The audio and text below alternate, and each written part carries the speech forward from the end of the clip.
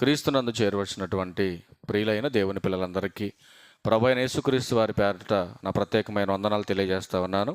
ప్రియులారా, పరిశుద్ధ గ్రంథంలో నుంచి ఒక ప్రాముఖ్యమైనటువంటి సంగతిని ఈరోజు మనం నేర్చుకోవడానికి ఇంత మంచి సమయాన్ని మనకు అనుగ్రహించిన తండ్రి అయినటువంటి దేవునికి ప్రభువైన క్రీస్తు వారి పేరిట నా ప్రత్యేకమైనటువంటి కృతజ్ఞతాస్తుతులు చెల్లిస్తూ ఉన్నాను.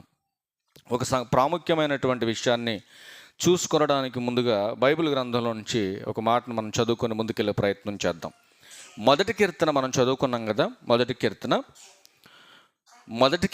3వ వచనం. మొదటి కీర్తనలో 3వ వచనం. అతడు అంటే ఎవరు?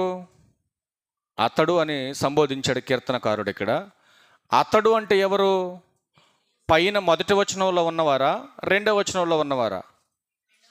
ఎవరికి సంబంధించిన మాట ఇది? కంటిన్యూషన్ చేద్దాం.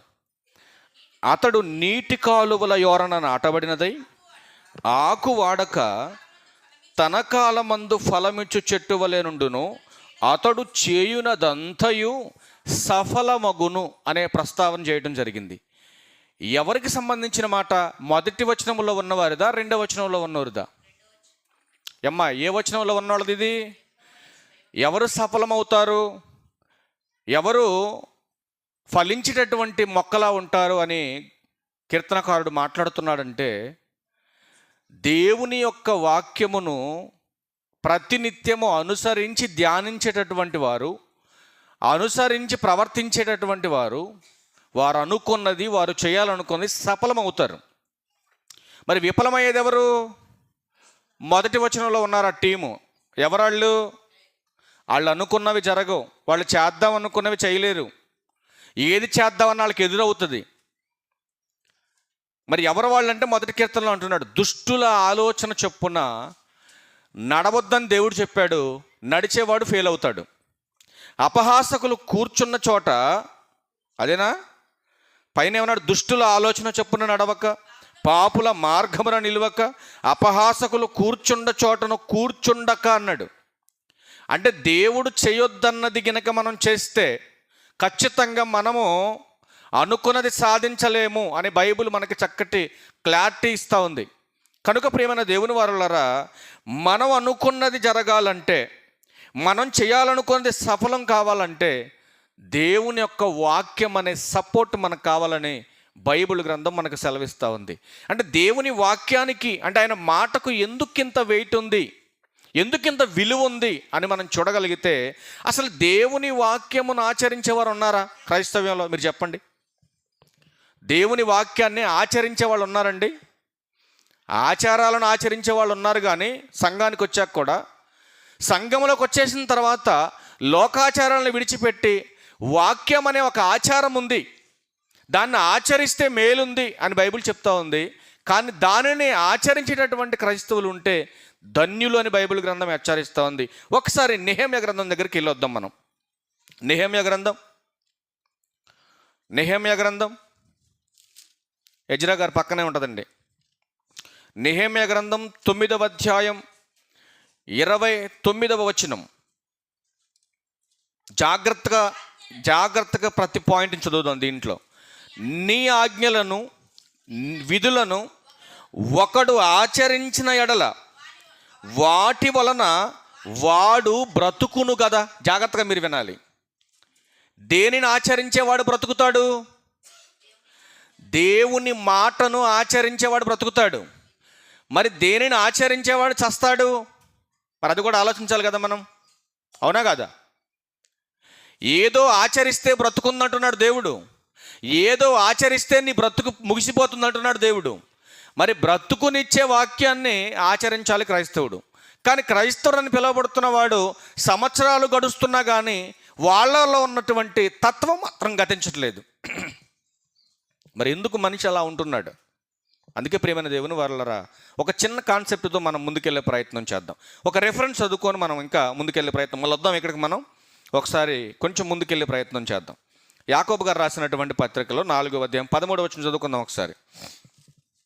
యాకోబు గారు రాసిన పత్రిక 4వ అధ్యాయం 13వ వచనంలో మనిషి యొక్క ఆలోచన చూడండి ఎలా ఉందో. మనిషి యొక్క ఆలోచన నేడైనా, అంటే నేడంటే ఈ రోజైనా రేపైనా, జాగ్రత్తగా వినాలి, ఈ రోజైనా రేపైనా ఒకానొక పట్టణమునకు వెళ్ళి అక్కడ 1 సంవత్సరం ఉండి వ్యాపారం చేసి బాగా లాభం సంపాదించాలని మనిషి అనుకుంటున్నాడు. ఎంతకాలం ఉండి? బ్రతుకుదేరు కోసం ఒక ప్రాంతానికి వెళ్దాం అనుకుంటున్నాడు. అక్కడికి వెళ్ళిపోయి అక్కడే ఉండేసి 1 సంవత్సరం అంతా అంటున్నాడు. సంవత్సరం అంతా మనం అక్కడ ఉండాలంటే మన ఇష్టమేనండి? మన ఇష్టమేనా? మీరు ఆలోచించండి. 1 సంవత్సరం అంతా మనం ఒక సాట ఉండి లాభం సంపాదించాలన్న ఆలోచన అయితే మనకుంది, ప్రతి మనిషికి ఉంది. ఈ సంవత్సరంలో నేను అది చేయాలి, ఈ సంవత్సరంలో అది చేయాలి, ఇది చేయాలన్న ఆలోచన మనిషికి ఉంది. కానీ ఈ సంవత్సరం అంతటిల్లో మరి మనం ఏదైనా చేయాలంటే దానికి దేవుని కృప మనకు కావాలి. ఇప్పుడు 2025లో మనం చేయలేకపోయాం. మనం చేయలేకపోయినా సంవత్సరం అనేది ఆగకుండా వెళ్ళిపోయింది. ఇప్పుడు 26లోకి వచ్చేసాం మనం. ఇప్పుడు 26లోకి వచ్చేసిన తర్వాత ఏమనుకుంటున్నామంటే 25లో చేయలేనివి 26లో చేద్దామని నువ్వు అనుకుంటున్నావు. మరి 26లో చేద్దామని నువ్వు అనుకుంటున్నావు, 26లో చేయటానికి మరి దేవుని కృప కావాలి కదా. మరి ఆలోచించండి. దేవుని కృప లేకుండా నువ్వు మంచి అయినా చేయలేవు, చెడైనా చేయలేవు. చెడు చేసినా ఎలాగో శిక్షిస్తాడు దేవుడు తప్పకుండా. కానీ ఈరోజు చేస్తున్నటువంటి ప్రతి క్రియకు మరి దేవుని కృప కావాలి. దేవుని కృప కావాలంటే ఇప్పుడు దేవుడు ఆశిస్తున్నాడు కాబట్టి మంచి అయినా చేస్తున్నావు, చెడైనా చేస్తున్నావు. చెడు చేసినా ఇంకా ఎందుకు ఆశిస్తున్నాడు అంటే ఇకనైనా నువ్వు మంచి నేర్చుకుంటావని. అందుకే నెహెమ్యా గ్రంథంలో ఏమంటున్నాడంటే, నెహెమ్యా గారు, నీ ఆజ్ఞలను విధులను ఒకడు ఆచరించిన ఎడల వాటి వలన వాడు బ్రతుకును కదా. వారు మరలా నీ ధర్మశాస్త్రమును అనుసరించి నడుచున్నట్లు నీవు వారి మీద సాక్ష్యము పలికినను వారు గర్వించి నీ ఆజ్ఞలకు లోబడక నీ విధుల విషయములో పాపులై నిన్ను తిరస్కరించి తమ మనసును కఠినపరుచుకొని నీ మాట వినకపోయిరి అని గ్రంథకర్త మాట్లాడుతున్నాడు. దేవుడేమో నా మాట అనుసరిస్తే ఆచరిస్తే బ్రతుకుతారని దేవుడు తన ప్రవక్తల ద్వారా చెప్పిస్తుంటే, మనుషులు మాత్రం గర్వించి దేవుని మాటను తిరస్కరించి దేవుని వద్దకు రాకుండా దేవుని మాట వినకుండా గర్వంతో బ్రతుకుతున్నారు మనుషులని గ్రంథం హెచ్చరిస్తూ ఉంది. ప్రియమైన దేవుని వారలారా, ఆలోచించండి.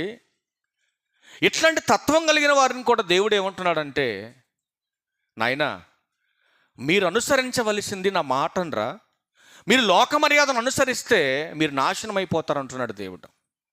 మరి వాక్యాన్ని అనుసరించాలంటే ఫస్ట్ మనం లోక మర్యాదను విడవాలి.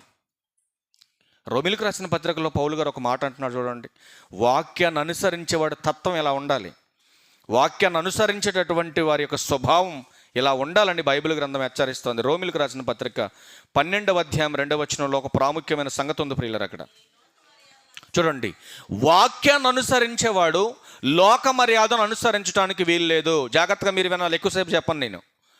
లోక మర్యాదను అనుసరించేవాడు దేవుని వాక్యాన్ని అనుసరించడు.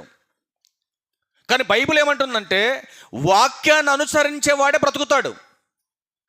అంటే ఈ దేహాన్ని నడిపించే ఆత్మ ఒకటి ఉంది, ఆ ఆత్మ జీవింపచేస్తుంది, ఆ ఆత్మ జీవింపచేసేటటువంటి వాక్యం ఉంది. దానికోసమే మీరు నన్ను వెంబడించాలి, దానికోసమే నా యుద్ధకు రావాలని యేసుక్రీస్తు ప్రభు వారు మాట్లాడుతున్నటువంటి సందర్భం అది. అక్షయమైనటువంటి ఆహారం కోసం కష్టపడండి, క్షయమైన దానికోసం నా దగ్గర రాకండి అనే సందర్భాలు మాట్లాడుతూ ముందుకు వస్తూ ఆ మాట మాట్లాడుతున్నాడు ఆయన. ఇదిగో ఆత్మయే జీవింపచేయుచున్నది, శరీరం కేవలం నిష్ప్రయోజనం అని మాట్లాడుతున్నాడు. నిన్నే ఒక న్యూస్ చూసాం మేము. మనిషి చనిపోయినటువంటి 3వ దినాన మనిషి దేహంలో నుంచి గోళ్ళు వేరు చేయబడతాయంటండి. మనం 3వ రోజు చచ్చిపోయిన తర్వాత గోళ్ళు వేరు చేయబడతాయి. నెక్స్ట్ 5వ రోజుకి వచ్చేసరికి ఒంటి మీద ఉన్నటువంటి ఈ యొక్క ఎయిర్ ఏదైతే ఉందో, జుట్టు ఏదైతే ఉందో, వెంట్రుకలు ఏవైతే ఉన్నావో అవన్నీ కూడా 5వ రోజు రిమూవ్ చేయబడతాయి, అంటే దూరం చేయబడతాయి శరీరం నుంచి. ఆ తర్వాత 60 రోజుల తర్వాత మీరు చూస్తే, ఇంకా చాలామంది మధ్యలో అంత చెప్పడానికి టైం సరిపోదు కనుక డైరెక్ట్ 60 కాడికి వెళ్ళిపోయాయి. ఇప్పుడు 60వ రోజుకి వెళ్ళి చూస్తే నీ లోపల ఉన్నటువంటి అవయవాలన్నీ కూడా నీరుగా మారిపోయి, లోపల నీ కనపడకుండా ఉన్న అవయవాలు ఇవన్నీ కూడా కుళ్ళిపోయి నవరంధ్రాల్లో నుంచి బయటకు వస్తాయంటండి. చెవుల్లో నుంచి, ముక్కుల్లో నుంచి, నోట్లో నుంచి ఈ లోపల ఉన్నటువంటి కనబడినటువంటి అవయవం పదార్థంగా ఏదైతే ఉందో అది మొత్తం కూడా బయటికి రాబడుతుంది. ఎన్ని రోజుల తర్వాత? మరలా 6 నెలల తర్వాత ఒక్కసారి ఆ గోతి దగ్గరికి వెళ్ళి గోతిని ఇలా పగలదీసి చూస్తే ఈ లోపల ఉన్నటువంటి ఎముకలను అస్థిపంజరం ఉంది చూసారండి, అది మాత్రమే కనపడుతుంది ప్రియులరా. అది ఎలా ఉంటుందో ఒకసారి చూపించమంటారు మీకు? ఆ అస్థిపంజరం ఎలా ఉంటుందో ఒకసారి. అంటే మనం చచ్చిపోయిన తర్వాత చివరి దశలో మన స్థితి ఎలా ఉంటుందో చూపిస్తున్నాడు నేను. లాస్ట్లో ఎలా ఉంటుందంటే, లాస్ట్లో 6 నెలల తర్వాత ఇదిగో ఇలా ఉంటుంది. గొయ్యి తీసి మనం చూస్తే ఏ ఖండం చూసుకొని ఏ బ్రెయిన్ చూసుకొని ఎర్రవిగావో భూమి మీద, ఆ కండ బలం ఆ బ్రెయిన్ బలం రెండు కూడా నీరు గారి మట్టిలోకి వెళ్ళిపోతుంది. చివరికి మిగిలేది ఇది ఒక్కటే మిగులుద్దండి 6 నెలల తర్వాత. ఇది మిగులుతుంది 6 నెలల తర్వాత. మనిషి యొక్క జీవితం అలా మారిపోతుంది. కానీ ఆత్మ, ఈ దేహాన్ని నడిపించినటువంటి ఆత్మ మాత్రం అది జీవంగానే ఉంది. అది దేవుని స్వాధీనంలోనికి వెళ్ళిపోయింది. ఈ మట్టి బొమ్మ గురించి మీరు ఆలోచన చేయొద్దు. ఈ మట్టి బొమ్మను నడిపించే ఆత్మ ఒకటి ఉంది. ఆ ఆత్మను గురించి మీరు ఆలోచన చేయాలి. ఇది శరీరం, ఇది కేవలం నిష్ప్రయోజనమైనది. ఒక జంతువు చచ్చిపోయినా దాని మాంసం పనిచేస్తుంది, ఒక జంతువు చనిపోయినా దాని చర్మం పనిచేస్తుంది, ఒక జంతువు చనిపోతే దాని ఎముకలు పనిచేస్తున్నాయి. కానీ మనిషి అనేటటువంటి యొక్క ఆకారమైనటువంటి మానవ నిర్మాణంలో, దేవుడు చేసినటువంటి అవయవ నిర్మాణంలో ఏ ఒక్క పార్ట్ కూడా మనిషిది వేరొక దానికి ఉపయోగించడానికి పనికిరాదండి. పనికొస్తుందా? ఏ మనిషి దాన్ని పనిచేస్తుందండి? అంటే మనిషి దేహంలో ఉన్న అవయవాలన్నీ కూడా మనం మరణించిన తర్వాత అసలు దేనికి పనిచేయవు. మీరు గమనించాలి, దేనికి పనిచేయవు. కనుక మీ శరీరములను సజీవ యాగముగా దేవునికి సమర్పించాలి. దేవునికి సమర్పించేసిన తర్వాత ఎలా ఉండాలో చెబుతున్నాడు 2వ వచనంలో, మీరు ఈ లోక మర్యాదను అనుసరింపక అన్నాడు. నీ శరీరాన్ని దేవునికి సమర్పించేసిన తర్వాత మరలా ఇంకా లోక మర్యాదతో నీకు పని ఏంటి? ఇప్పుడు నీ శరీరాన్ని నీ భర్తకు అర్పించేసావు వివాహం ద్వారా భర్తకు అర్పించేసిన తర్వాత ఇంకా వేరే లోకంతో నీకు పని ఏంటి? అలా చెప్తే మీకు అర్థమవుతుంది. ఇప్పుడు నీ శరీరాన్ని సజీవయాగంగా దేవునికి ఇచ్చేసావు. దేవునికి ఇచ్చేసిన తర్వాత మరలా లోకంతో నీకు పని ఏంటి? ఆలోచించండి ఒకసారి. నిజమైన క్రైస్తవుడైతే, జ్ఞానం అయితే, కనీస జ్ఞానం ఉంటే ఆలోచన చేస్తాడు. ఇదిగో నా శరీరాన్ని నేను దేవునికి ఇచ్చేసిన తర్వాత, ఇదిగో నా దేహాన్ని నా భర్తకు సమర్పించేసిన తర్వాత వేరొకరితో నాకు పని ఏంటి? అంతే కదండి, అవునా? ఇప్పుడు సజీవయాగంగా మీ శరీరాలు దేవునికి ఇచ్చేసారు. దేవునికి ఇచ్చేసిన తర్వాత లోకంతో ఇంక నీకు పని ఏంటి? దీని అర్థం లోకంలో బ్రతకొద్దని కాదండి. లోకంలో ఉన్నటువంటి కొన్ని ఉన్నాయి. ఏంటో చూద్దాం ఒకసారి. మరి లోక మర్యాదను అనుసరింపొద్దు అన్నాడు కదా, మరి ఏంటో మనకు తెలియాలి కదా. మరి పేతురు గారు రాసిన మొదటి పత్రిక 4వ అధ్యాయం 23వ వచనం, మరి లోక మర్యాదను అనుసరించొద్దు అన్నాడు. మరి లోకంలో ఏముందని అనుసరించొద్దు అన్నాడు? అది కూడా మనకు తెలియాలి. పేతురు గారు రాసిన మొదటి పత్రిక 4వ అధ్యాయం 2-3 వచనాలు. శరీర విషయములో శ్రమపడినవాడు శరీరమందు జీవించు మిగిలిన కాలం అని ఎందుకన్నాడు తెలుసా అండి? మనం ప్రభువుని నమ్ముకునే వాళ్ళకి సగం జీవితం సంకనాగిపోద్ది మనకి, చాలామందికి, అవునా కదా? ప్రభువుని నేను నమ్ముకునేసరికి నా జీవితం ఎంత పోయింది?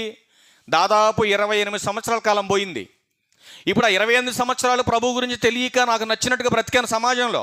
ఇప్పుడు ప్రభువులోకి వచ్చేసాను. వచ్చిన తర్వాత కాలం ఏంటి? ఇక మిగిలిన కాలం అది కన్నది. ఇప్పుడు ఈ మిగిలిన కాలం నేనేం చేయాలి? ఎలా బ్రతకాలి? కంటిన్యూషన్ చేయమన్నమాట. ఇక మీదట చూడండి ఏమంటున్నాడు, ప్రభువులోకి వచ్చేసిన తర్వాత ఇక మీదట మనుజాశలను అనుసరించి నడుచుకొనక. మనుజాశలు అంటే సంఘములోకి చేర్చబడిన వారి యొక్క ఆలోచనల్ని ఫాలో అవ్వాలి. లోకంలో ఉన్నటువంటి క్రైస్తవులు కానీ లోకస్తుల యొక్క ఆలోచనను బట్టి ఇక నువ్వు నడుచుకోవడానికి వీల్లేదు, ప్రవర్తించడానికి వీల్లేదు. మరి ఎవరిని అనుసరించాలి? దేవుని ఇష్టానుసారముగానే నడుచుకొనున్నట్లు పాపముతో జోలి అన్నాడు. ఏమండి జోలి తెలుసా మీకు అందరికీ? జోలి అంటే ఒక తల్లి బిడ్డ కొరకు కట్టుతుంది జోలి, తెలుసండి? ఇప్పుడు మనం జోలి కట్టామనుకోండి, ఆ జోలిలో ఏమొచ్చి కూర్చుంటుంది? ఇప్పుడు పాపం వచ్చి కూర్చుంటుంది. అందుకే అంటున్నాడు పాపముతో జోలి అంటున్నాడు. పాపం అనే జోలి మీరు కట్టుకోవద్దు. నెక్స్ట్ కంటిన్యూషన్ చేయమ్మా. ఇక ఏమీ లేక ఉండండి, అంటే పాపంతో పొత్తు లేకుండా, పాపంతో సంబంధం లేకుండా, పాపంతో సహవాసం చేయక, ఇక ఏమీ లేకుండా మీరు ఉండాలి, బతకాలి అలాగా. 3వ వచనం చెప్తున్నాడు. ఏంటా పాపం జోలి? మనము పోకిరి చేష్టలు, అంటే మనమంటే సంఘంలో చేర్చబడినటువంటి మనం, పోకిరి చేష్టలు, దురాశలు, మద్యపానం, అల్లరితో కూడిన ఆటపాటలు, త్రాగుబోతుల విందులు, చేయదగని విగ్రహ పూజలు మొదలైన వాటి యందు నడుచుకొనుచు అన్యజనుల ఇష్టము నెరవేర్చుచుండుటకు గతించిన కాలం ఇక చాలు అన్నాడు దేవుడు. ఎప్పుడైనా ఎవరైనా మాట్లాడుతున్నప్పుడు సడన్గా మధ్యలో మనం ఇక చాలు ఆపు అన్నమంటే అర్థం ఏంటి? ఇక చాలు ఆపు అన్నమంటే అర్థం ఏంటండి? ఇక చాలులే నోరుమై అన్నమంటే అర్థం ఏంటి? ఇలా అంటే బాగా అర్థం ఉంటుంది మీకు. ఇక చాలులే నోరు మూసుకో అన్నమంటే అర్థం ఏంటి? ఇప్పటిదాకా చెప్పింది సహించాను నేను, ఇక మీదట నోరు బారేసుకుంటే మామూలుగా ఉండదని గద్దించినట్టు హెచ్చరిక అనమాట అది. వృద్ధుల యొక్క జ్ఞానం ఉందన్నాడు సొలొమోను గారు. ఎందుకంటే వాళ్ళకి తెలుసు పోకిరి చేష్టలేయో, పోకిరి మాటలేయో, పోకిరి చేష్టలేవో వాళ్ళకి తెలుసు. అందుకని ఏమంటారంటే ఆపరా నీ పోకిరి మాటలు అంటారు పెద్దోళ్ళు. అవునా కదా? అవునా? ఎట్లాంటివి మీరు ఆడటానికి లేదు. ఎవరో సంఘంలోకి వచ్చిన వారు పోకిరి మాటలు మాట్లాడడానికి లేదు. నెక్స్ట్ మాట ఏమంటున్నాడు? దురాశ అన్నాడు. దురాశ దేనికి దుఃఖం? దురాశ దుఃఖానికి చేటు. దురాశ అంటే ఏంటి? ఆశ అందరికి ఉంటుందిలేండి, బతుకున్న ప్రతి మనిషికి ఆశ ఉంటుంది. మరి దురాశ అంటే ఏంటి? హద్దు మీరినటువంటి ఆశ. అది ఆశ అనేది హద్దులో ఉంటుంది, దురాశ అనేది హద్దు మీరిపోతుంది. అవునా కాదా? అవునా కాదా? మరి క్రైస్తవుడికి దురాశ ఉండొచ్చా? ఈ దురాశ అనే లక్షణం సంఘంలోదా సమాజంలోదా? సమాజంలో ఉన్నది ఇది, ఇది సంఘంలో లక్షణం కాదు ఇది. నెక్స్ట్ మాట చెబుతున్నాడు మద్యపానం అన్నాడు. మద్యపానం అనే లక్షణం సంఘం లోపలదా సంఘాన్ని వెలుపడదా? సంఘానికి వెలుపడదే. కాబట్టి సంఘంలోకి వచ్చినటువంటి వారందరూ కూడా మరేం చేయాలి? మద్యపానాన్ని విడిచిపెట్టాలి. నెక్స్ట్ మాట చెప్తున్నాడు అల్లరితో కూడినటువంటి ఆటలు పాటలు. ఇది సమాజంలో ఉన్నవాడుదా సంఘంలో ఉన్నవాడుదా? ఎవరిది ఇది? అల్లరితో కూడిన ఆటపాటలు చేసేది ఇదంతా ఎవరి కల్చర్? అది సంఘానిదా సమాజానిదా? సమాజంలో ఉన్నవాళ్ళది. అది వాళ్ళు ఎలాగైనా బ్రతకొచ్చు, వాళ్ళకి ఎందుకంటే స్వేచ్ఛ ఉంది వాళ్ళకి, బయట వాళ్ళకి కండిషన్స్ లేవు, వాళ్ళు ఎలాగైనా బ్రతకొచ్చు. కానీ సంఘములకు వచ్చినటువంటి మనం మాత్రం దేవుని ఇష్టానుసారంగా మనం ప్రవర్తించాలి, దేవునికి ఇష్టాన్ని మనం నెరవేర్చాలి. ఇదంతా మనకు తెలియాలంటే మరలా రోమిలకు రాసిన పత్రిక 12వ అధ్యాయం 2వ వచనం మొత్తం కంటిన్యూషన్ చేయండి. మీరు ఈ లోక మర్యాదను అనుసరింపక ఉత్తమం అంటే ఏది మంచిదో ఏది చెడ్డదో ఇది తెలుసుకోవాలి. నెక్స్ట్ కంటిన్యూషన్ చేయండి. అనుకూలం, దేవునికి ఏది ఇష్టమైందో ఏది ఇష్టం కాందో, ఏది అనుకూలమైందో ఏది అనుకూలం కాందో. నెక్స్ట్ మాట సంపూర్ణం అంటే పరిపూర్ణం చేయబడినటువంటిది. పరిపూర్ణం చేయబడినటువంటిది లోపము లేనటువంటిది అని అర్థం. ఏది పరిపూర్ణమైంది? లోకంలో ఉన్నవా దేవుల్లో ఉన్నవా? ఇదొకటి మనం తెలుసుకోవాలి. నెక్స్ట్ మాట చెబుతున్నాడు దేవుని చిత్తమేదో పరీక్షించి మనం తెలుసుకోవాలంటే, అక్కడ చదువుకున్నాం కదా మనం, ఎక్కడ పేతురు గారు రాసిన పత్రిక 4వ అధ్యాయం 2వ వచనంలో ఏం రాయబడి ఉంది? దేవుని ఇష్టానుసారంగా మనం ప్రవర్తించాలి. మరి దేవుని ఇష్టానుసారంగా మనం ప్రవర్తించాలంటే అసలు దేవునికి ఏది ఇష్టమో మనకు తెలియాలి. మరి దేవునికి ఏది ఇష్టమో మనకు తెలియాలంటే మన మనసు మారాలి. 10 సంవత్సరాల నుంచి భర్తతో కాపురం చేస్తా ఉన్నా, అసలు ఆయన టేస్ట్లు ఏంటో నాకు తెలియదు అన్నాం అనుకోండి, నువ్వు కాపురం చేస్తున్నట్టేనా మీ ఆయనతో? ఆలోచించు ఒకసారి. 10 సంవత్సరాల నుంచి కాపురం చేస్తున్నా, ఆయన ఇష్టాలు ఏంటో, ఆయన యొక్క ఆలోచన ఏంటో ఇంకా నీకు అర్థం కాకపోతే నువ్వు ఆయనతో కాపురం చేసిన వేస్ట్. అలాగే దేవుని మందిరానికి వస్తున్నటువంటి మనం దేవుని ఇష్టాలు ఏంటో ఇంకా మనకు అర్థం కాకపోతే క్రైస్తవుడిగా ఇంకా నువ్వు మారినట్టే. నువ్వు గమనించాలి ఈ విషయాలు. నిజంగా క్రైస్తవుడికి ఇంకా నువ్వు మారినట్టే. మరి దేవుని చిత్తం మనం తెలియాలంటే మీ మనస్సు మారి నూతన మగుట వలన మీరు రూపాంతరం చెందాలి, మార్పు చెందాలి. మీరు మార్పు చెందితేనే, లోకంలో నుంచి ప్రత్యేకించబడి ప్రభువులోకి వస్తేనే పరిపూర్ణంగా మీకు దేవుని ఇష్టం ఏంటో మీకు అర్థమవుతుంది. ప్రేమన దేవుని వారలారా, కనుక దేవుని ఇష్టాన్ని నెరవేర్చడానికి ఎంత కాలం సమయం మనకిచ్చినా మనం ఇష్టం తెలుసుకోకుండా మన ఇష్టానుసారంగా మనం బ్రతికాం. కనుక ఇక సమయం లేదని బైబిల్ అంటూ ఉందండి. కాలం చాలా చిన్నగా ఉంది. ఒకసారి హెబ్రీ రాసిన పత్రిక దగ్గరికి వెళ్ళండి.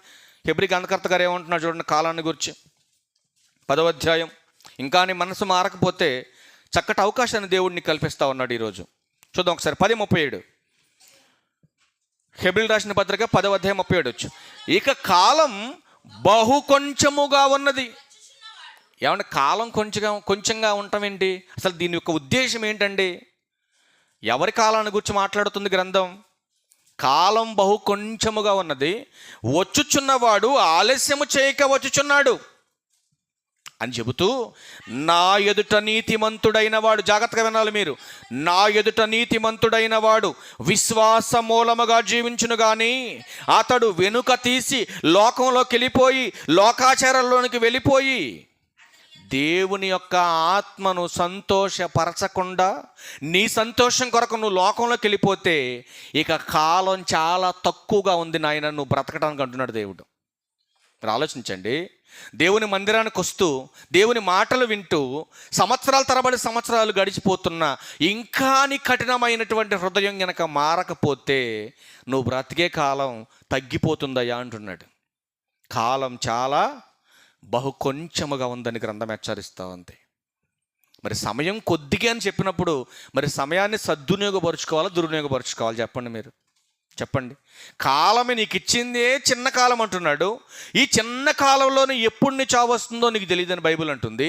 మరి ఇచ్చినటువంటి కాలాన్ని ఎలా సద్వినియోగపరుచుకోవాలని అపోస్తలుడైన పౌలు గారు ఎఫెసీ సంఘానికి చెప్పాడు? చెప్పండి. జ్ఞానుల వలె సద్వినియోగపరుచుకోవాలి. ఎందుకు జ్ఞానంగా ఈ సమయాన్ని సద్వినియోగపరుచుకోవాలంటే 17వ వచనంలో అంటున్నాడు కదా, చూడండి ఒకసారి ఆ మాట చూద్దాం.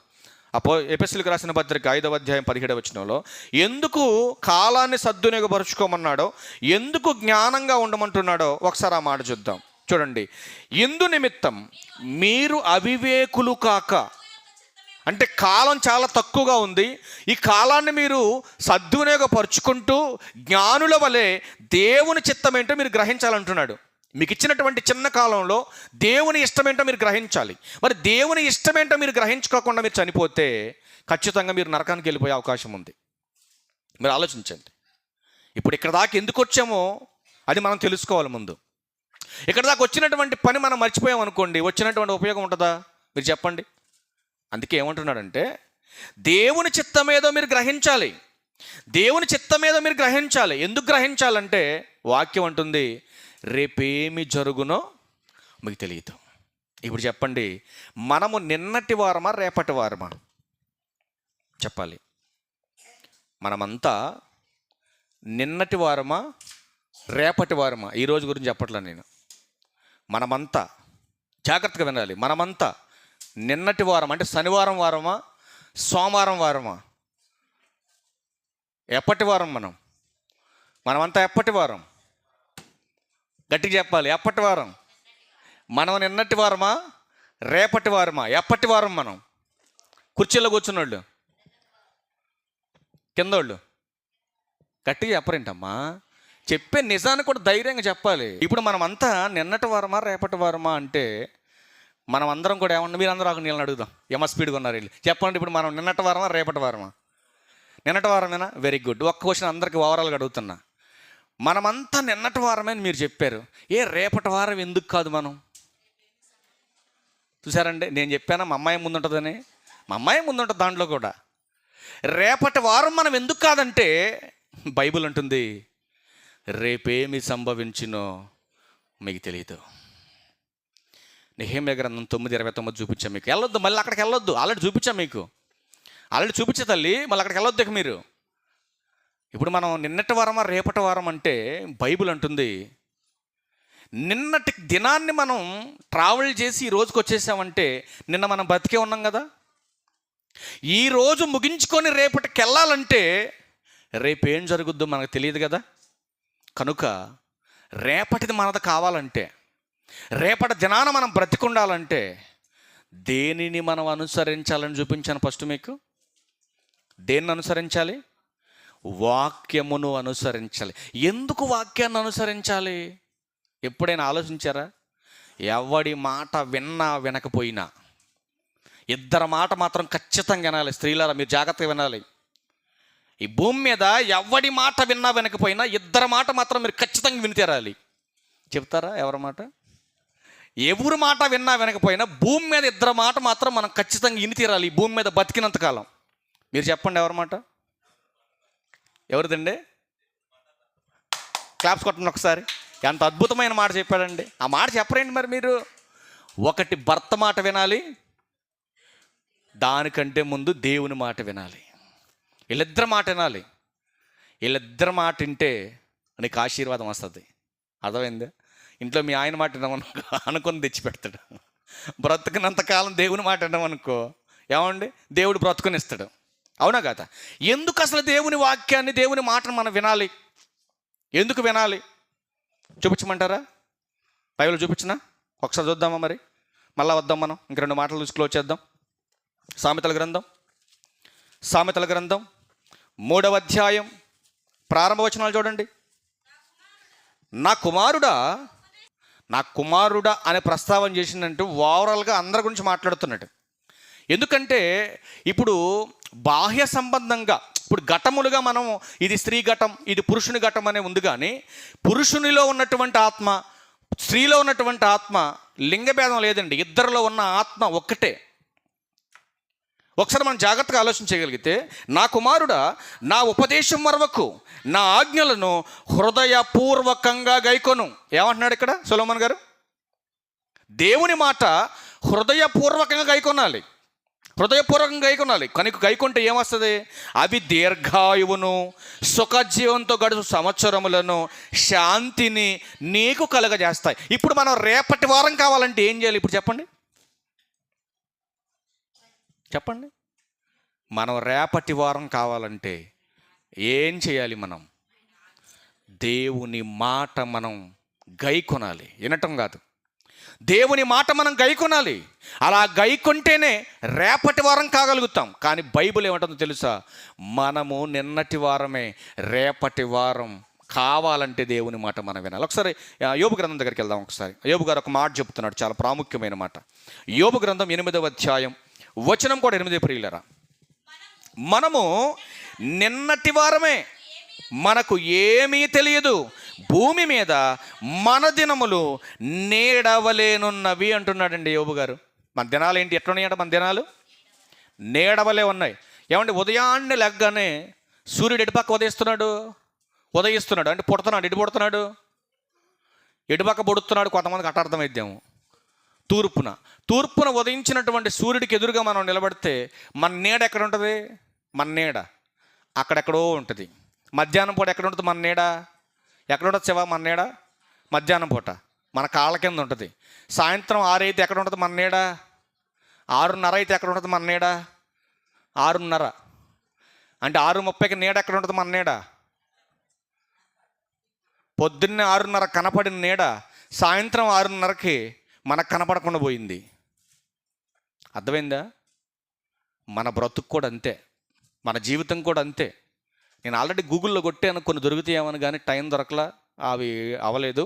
ప్రభు చిత్తమైతే మరొకసారి మీకు చూపిస్తాను. మానవ జీవితం దేవుడు ఎలా కొలమానంతో కొలిసి చూపించాడో ఒక్కసారి కొన్ని మాటలు చూద్దాం. యెషయా గ్రంథం 40వ అధ్యాయం తీండి ఒకసారి. యెషయా గ్రంథం 40వ అధ్యాయం 15వ వచనం. మన పెద్దలందరికీ తెలుసండి ఈ మాట, మన పెద్దలందరికీ బాగా పరిచయమైనటువంటి మాట. చూద్దాం ఒకసారి అయినప్పటికీ కూడా. యెషయా గ్రంథం 40వ అధ్యాయం 15వ వచనం చదువున్నాను. చూడండి. జనములు అనగా మనుషులు చాద నుండి జారే బిందువుల వంటి వారు, జనులు త్రాసు మీద ధూళి వంటి వారు, ద్వీపములు గాలికి ఎగురు సూక్ష్మ రేణుముల వలెనున్నవి అని మాట్లాడుతున్నాడు. మొదటి మాట జాగ్రత్తగా మనం ఆలోచించగలిగితే, ఏమంటే జనాలంతా కూడా ఎలా ఉన్నారంటే, భూమి మీద ఉన్నటువంటి జనాలంతా కూడా ఏమంటే ఒకప్పుడు మనందరికీ బావులు ఉండే తెలుసా మనకి? బావిలో నుంచి ఒక బకెట్కి తాడు కట్టి నీళ్లు చేదేవాళ్ళు బయటికి. ఎంతమంది చేతారు అలాగా? చేతులు ఎత్తండి ఎవరన్నా. బావిలో నుంచి నీళ్ళు తోడిన చేతులు ఎత్తండి పైకి. నేను కూడా తోడానులేండి, అందరం తోడిన వాళ్ళని చాలామంది ఉన్నారు. వెరీ గుడ్, మంచోళ్ళు. ఇప్పుడు బావిలో నుంచి మనం నీళ్లు తోడేటప్పుడు బకెట్లో కొన్ని నీళ్లు పడతాయి, అవునా కదా? కొన్ని నీళ్లు బకెట్ లోపల ఉంటాయి, కొన్ని నీళ్లు బకెట్ అవుట్ సైడ్ ఉంటాయి. మనం బయటికి లాగేంతసేపు అవి ఏం చేస్తాయంటే ఆ బయట నీళ్ళన్నీ కారి ఒక్కొక్క బిందు ఏం చేస్తుంటాయి? జారి దాంట్లో పడిపోతూ ఉంటాయి. చివరికి నువ్వు బయటకు తీసుకొచ్చి నువ్వు తెచ్చినటువంటి పాత్రలో పోసేంత వరకు కూడా కొన్ని బిందువులు ఆ బకెట్ కింద ఏలాడబడతా ఉంటాయి, తెలుసా మీకు? ఇప్పుడు బకెట్ కింద అవుట్ సైడ్ ఏలాడబడుతున్నటువంటి బిందువు నువ్వు తెచ్చినటువంటి పాత్రలకు చేరుతుందా అండి? చేరదు. మీరు ఇంకా డౌట్ ఉంటే ఇంటికి వెళ్ళిన తర్వాత ఒక గ్లాస్ తీసుకోండి, లేదంటే ఒక చిన్న పాత్ర తీసుకొని ఒక డబ్బా, ఒక బకెట్లో నుంచి ఒక నీళ్ళు బయటికి ఇలా తీసి చూడండి. లోపల ఉన్నటువంటి నీరు ప్రొటెక్షన్లో ఉంటుందా, బయట ఉన్న ప్రొటెక్షన్లో ఉంటుందా? ఏది ప్రొటెక్షన్లో ఉంటుందండి? లోపల ఉన్నదే ఉంటుంది, అవునా కదా? ఆ బిందువు ఏం చేస్తుందండి? నువ్వు ఇలా పొయ్యగానే ఆటోమేటిక్గా దానికి అంటుకున్నది జారి ఎక్కడ పడిపోతుంది? కింద పడిపోతుంది. కింద పడిపోయిన బిందువుని తీసి మళ్ళీ నువ్వు తీసి బకెట్లో వేయగలవా? సాధ్యపడుద్దా? సాధ్యపడద్దు. మనుషులు కూడా, మనుషుల యొక్క బ్రతుకును కూడా దేవుడు అలాగే పోల్చాడండి. ఆ యొక్క చాద నుండి జారి పడుతున్నటువంటి బిందువు లాంటి బ్రతుకు మానవుడు అంటున్నాడు దేవుడు. రెండోది చెబుతున్నాడు కదా చూడండి, త్రాసు మీద ధూళి వంటిది అంటున్నాడండి. త్రాస్ అంటే వెయిట్ వేస్తున్న వెయిట్ మెషిన్ అండి. ఒకప్పుడు మన చిన్నప్పుడు, ఇప్పుడంటే ఎలక్ట్రికల్ వెయిట్ మెషిన్లు వచ్చాయి, కానీ ఒకప్పుడు మన చిన్నప్పుడు ఇటుపక్క ఒక సిబ్బు, ఇటుపక్క ఒక సిబ్బు ఉండేది. ఇలా ఒక రాడ్ ఉండి ఇట్లా చిన్న చిన్న చైన్లతో పట్టుకొని ఉండేది త్రాసు. తెలుసా మీకు అందరికీ ఇది? ఉదయం నుంచి సాయంత్రం వరకు అమ్ముతున్నటువంటి షాప్ వాడు అమ్ముతాడు. షాపు అయిపోయిన తర్వాత క్లోజ్ చేసి మూసేసి వెళ్ళిపోతాడు. వెళ్ళిపోయిన తర్వాత అటు ఆ గాలికి ఇటు ఈ గాలికి కొట్టుకున్నటువంటి దుమ్ము, లేచినటువంటి దుమ్ము, ఆ లేచిన దుమ్మంతా కూడా కాటా మీదకి వచ్చి కూర్చుంటుంది. వచ్చిన నైట్ అంతా కూర్చొని ఆ అబ్బాయి ఈ సామ్రాజ్యం నాదేనని పెద్ద ఫీల్ అవుతూ ఉంటుంది. ఆ కాటా మీద కూర్చొని దుమ్ము. పొద్దున్నే అయ్యగారు వస్తాడు, షాప్ అయ్యగారు డోర్ ఓపెన్ చేస్తాడు. పొద్దున్నే షాపులోకి వచ్చిన ఓనర్ గారు ఏం చేస్తాడండి? ఒక చిన్న క్లాత్ తీసుకొని కాటా మీద ఇలా పెట్టి ఇట్లా కొడతాడు. దాన్ని ఇట్లా కొడితే దుమ్మే అడిగిపోతుంది. అలా గాలికి అలా ఎగిరిపోతూ ఉంది దుమ్ము. దుమ్ము ఉందా? శాశ్వతంగా ఉంటుందండి? మనిషి బ్రతుకు కూడా అంతేనండి, అలా దులిపి పారేసినట్టుగా పోతుంది జీవితం. అందుకే అంటున్నాడు, మనము నిన్నటి వారమే కానీ రేపటి వారం కాదు అంటుంది బైబిల్. ఎందుకు కాదంటే, ఇదిగో చాద నుండి జారి పడుతున్నటువంటి నీటి బిందువు లాంటి బ్రతుకునేది. ఆ తర్వాత అంటున్నాడు, ఇదిగో నాయన త్రాసు మీద ఉన్నటువంటి ధూళి లాంటిది. ధూళి ఎంతసేపు ఉంటుందండి కాటా మీద? మీరు ఆలోచించండి. ఆ యజమాని వచ్చి క్లాత్ తీసుకొని ఇలా జాడిచి దులిపినంతసేపు ఉంటుంది కాటా మీద. ఆ తర్వాత ఆ దుమ్ము గాలిలో కలిసి ఎట్టు ఎగిరిపోద్దో ఎవరికి తెలియదు. నీ బ్రతుకు నా బ్రతుకు కూడా అంతే. ఆత్మ ఉన్నంతసేపే మనం ఎగిరెగిరి పడతా ఉంటాం. ఆత్మ వెళ్ళిపోయిన తర్వాత ఎత్తి గోతులో పడేస్తాను నేను తీసుకెళ్ళి. చెప్పాను కదా, 60 రోజుల తర్వాత ఎముకల గుడి తప్ప నీకున్నటువంటి అహంకారం బలుపు అంతా పురుగులు తిని లక్షల పురుగులు. యోబు గ్రంథంలో ఉంటుందండి. ఆ పురుగులు అంటే యోబు గారు అంటున్నాడు, ఆ పురుగులతో మాట్లాడుతున్నాడు. ఈ పురుగులు నా అక్కతో సమానం, నా తల్లితో సమానం అంటున్నాడు. ఎందుకంటే నా దేహాన్ని తిని ఈ దేహాన్ని మన్నుగా మార్చి ఈ మన్నుని మన్నుగా మార్చేస్తుంది మట్టిలోకి. అందుకే ప్రసంగి భక్తుడు అంటున్నాడు కదా, మన్ను అయినది వెనకటి వలె మట్టికి వెళ్ళిపోతుంది. ఎలా వెళ్ళిపోతుంది మట్టి కంటే? పురుగులు తినాలని దేహాన్ని, పురుగులు తినాలి. ఈరోజు బతుకున్నాం కనుక ఒక పురుగు మీద పడితే ఇలా జాడిచి దులుపుతాం మనం. కానీ ప్రియమైన దేవుని వారలారా, బ్రతికుండగానే పురుగులు పెడతాడు కొంతమంది. తెలుసా మీకు? తెలుసండి?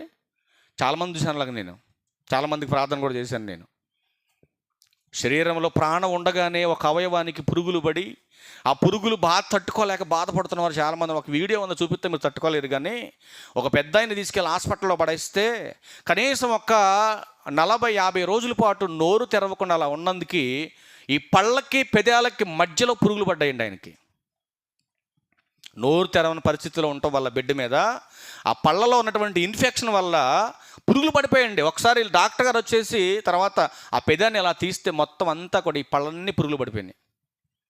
మనిషి బ్రతికే ఉన్నాడు. ఎంత ఘోరమైన పరిస్థితి మీరు చూడండి. అది మనిషి ఆకారం అంతా బాగానే ఉంది, కానీ ఒక ఆయనకి కాళ్ళలో పురుగులు పడ్డాయి. నడుస్తుంటే పురుగులు రాలే కింద. ఎంత భయంకరమైన పరిస్థితి అండి. దేవుని భయం లేకపోతే ఏమండి, అరికాళ్ళ నుంచి నిన్నెత్తి వరకు ఏడో ఒకసారి నీకు లోపాన్ని పెడతాడండి దేవుడు. ఒక వీడియో ఉందో చూపిస్తే మీరు అన్నం కూడా తినరు. అట్లాంటి వీడియో తీసుకొచ్చింది నా దగ్గర ఉంది, చూపిస్తాను తర్వాత మీకు. అందుకే దేవుడు ఏమంటున్నాడంటే, ఇదిగో నాయన నీ బ్రతుకు చాలా చిన్నది. మనం నిన్నటి వారమే కానీ రేపటి వారం కాలేము. రేపటి వారం ఎందుకు కాలేకపోతున్నాం అంటే వాక్యాన్ని మనం అనుసరించలేకపోతున్నాం అని బాధపడుతున్నాడు పరలోకమందున్నటువంటి తండ్రి. మరలా చూడండి, మరొక కీర్తనకారుడు మరొక ఆయన ఏం మాట్లాడుతున్నాడు. 103వ కీర్తన 15వ వచనం చూడండి. 103వ కీర్తన 15వ వచనం చూడండి. 103వ కీర్తన, నరుని ఆయువు గడ్డి వలె ఉన్నది. ఏమంటే గడ్డి ఆపాటిదండి. గడ్డి ఎంత ఉంటుందండి? గడ్డి మన కాలి కింద ఉంటుంది గడ్డి. మనం ఎంత ఉంటాం? 6 అడుగుల ఆకారం, మనం ఇంత ఎత్తుంటాం. మనం గడ్డి ఎక్కడో ఉంటుంది, అరికాల కింద చెప్పు కింద ఉంటుంది గడ్డి. ఆ గడ్డితో పోల్చాడండి మనిషిని తీసుకొచ్చి ఆయువుని. కంటిన్యూషన్ చేయండి అన్నమాట. నరుని ఆయువు గడ్డి వలెనున్నది, అడవి పువ్వు పోయినట్లు వాడిపోయిను, దాని మీద గాలి వీచగా అది లేకపోవును, ఆ మీదట దాని చోటు అది ఎరగదు. పొద్దున్నే చూడండి పూలు ఎట్లా ఉంటాయో. ప్రతిరోజు మనిషికి పాఠాలు నేర్పుతున్నాయండి పూలు. మన ఇంట్లో మనం కనకంబరాలు, చక్కగా గులాబీలు, మల్లెపూలు, ఆ పూలు, ఈ పూలు అన్నీ పెట్టుకుంటాం మనం. అసలు ప్రకృతిలో దేవుడు ఎందుకు ఇన్ని పూలు కలగజేశాడో మనిషికి అర్థం కాలేదండి. పొద్దున్నే చూడండి మంచు పూట పువ్వు ఎంత అందంగా కనపడుద్దా లేదా? మధ్యాహ్నం పూట చూడండి ఎలా ఉంటుందో. పొద్దున్నే ఉన్నంత గ్లో ఉంటుందా పూలో? ఉంటుందండి. మధ్యాహ్నానికి కొద్దిగా తేడా వచ్చేస్తుంది. సాయంత్రం చూడండి 6 గంటలు చూడండి, సాయంత్రానికి వాడిపోద్ది. మరొక గంట తర్వాత చూస్తే ఉదయాన్న కనపడినటువంటి అందమైన ఆకారం కలిగిన ఈ పువ్వు సాయంత్రం ఏడేసరికి ఆ చెట్టు మొదటిని రాలి కింద పడుద్ది. ఆ రాలిపోయిన పువ్వును చూసి నువ్వు అనుకోవాలి, ఇదే కదా నా జీవితం, ఇదే కదా నా బ్రతుకు, నా దేవుడు నాకు ఇచ్చింది. కాబట్టి ఏ దినమన్నా నేను వాడిపోతానో, ఏ దినమన్నా నేను రాలిపోతానో నాకు తెలియదు కనుక నేను బ్రతికున్నప్పుడే దేవుని చిత్తాన్ని, దేవుని ఆజ్ఞలను, దేవుని మాటను నేను అనుసరించాలి. ఇదే నా గురి, ఇదే నా టార్గెట్ అన్ను పెట్టుకోవాలి. కానీ దీని ఆలోచన ఎవరికి లేదు. అందుకే మనుషులు బతకరండి ఎక్కువ కాలం. చూపిస్తా మీకు బైబిల్లో ప్రాముఖ్యమైన సంగతులు చూపిస్తా. ఇంకొక మాట చూస్తారా? ఇదే కీర్తనల గ్రంథం 102వ కీర్తన 3వ వచనం చూడండి. పొగ ఎగిరిపోవునట్లు. పొగ ఎంతసేపు ఉంటుందండి? పొగ ఆవిరి అన్నాడు యాకోబు గారు. ఇక్కడికి వచ్చేసరికి కీర్తనకారుడు అంటున్నాడు పొగ అంటున్నాడు. ఏమండి పొగ తెలుసా మీ అందరికీ? ఏమండి పొగ గురించి ఎంతమంది తెలుసు మీకు? పొగ, ఆ పొగ ఎంతవరకు కనపడుద్ది మనకి?